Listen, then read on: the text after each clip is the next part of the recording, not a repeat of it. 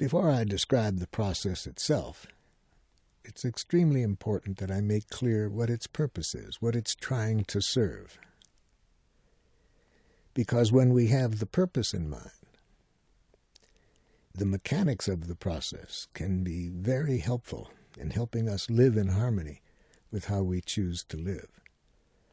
But if we don't have the purpose clear, it can become a sterile technique. So there needs to be an integration of these two dimensions, a clarity of how we choose to live.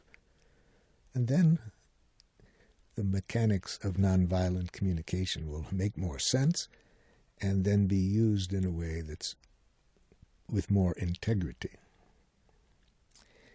So what is the purpose of nonviolent communication?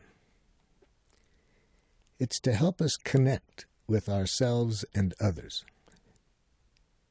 in a way that makes compassionate giving natural. Now, compassionate giving for me is when we do something for ourselves or others where our sole intention is to enrich life. We're not doing it for a reward. We're not doing it to escape punishment. We're doing it out of what I think we human beings like more than anything in the world, to contribute to life, to enrich life. Nonviolent communication, then, is integration of different things that helps people to connect in this way. First, nonviolent communication is language of a sort that helps us to connect with ourselves and others. It's a language of life, a language based on human feelings and human needs. It's a language that helps us to communicate what would make life more wonderful for ourselves. But nonviolent communication is not only language, it also involves strategies for influencing one another. In addition to sharing the process with you, I'd like to share with you some of the ways that I have been making this available to people around the world and their reactions to it. A student was traveling with me as part of an internship from the university, and he went to several countries with me, and he saw the people I was working with, many of them in war-torn countries who were using the training in the service of peace. And about the seventh country that we visited, he looked at me and said, "You are a very rich man." And I feel very blessed to do the work that I'm doing with the people I'm doing and seeing how they make good use out of it. I feel I am a very rich man. I see a different world than you see on the news. I see a world of people who are committed to compassionate giving, who want to create structures that support this compassionate giving. So, in addition to sharing the process itself, I'll be glad to share with you some of the experiences I've had with people around the world who are helping us distribute this process.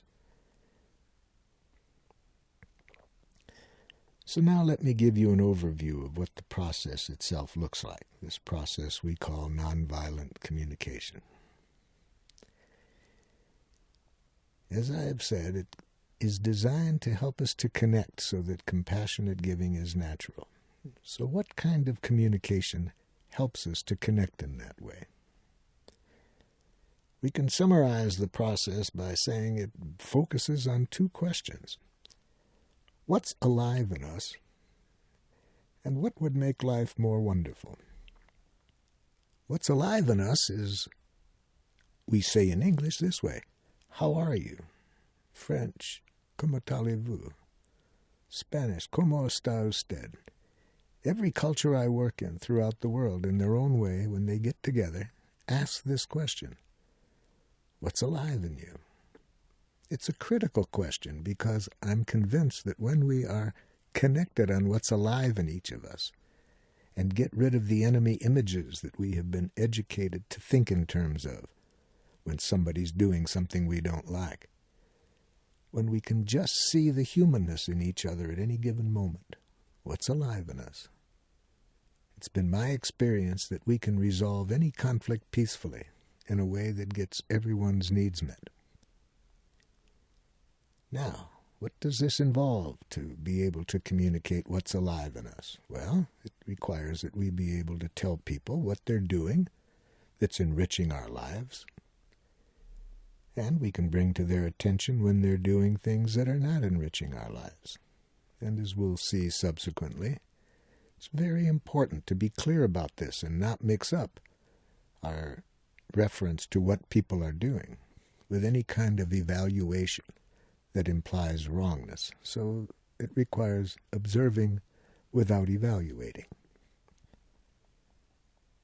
Another important part of expressing what's alive in us is to speak from the heart, to speak what is going on inside of us in relationship to what is happening outside of us.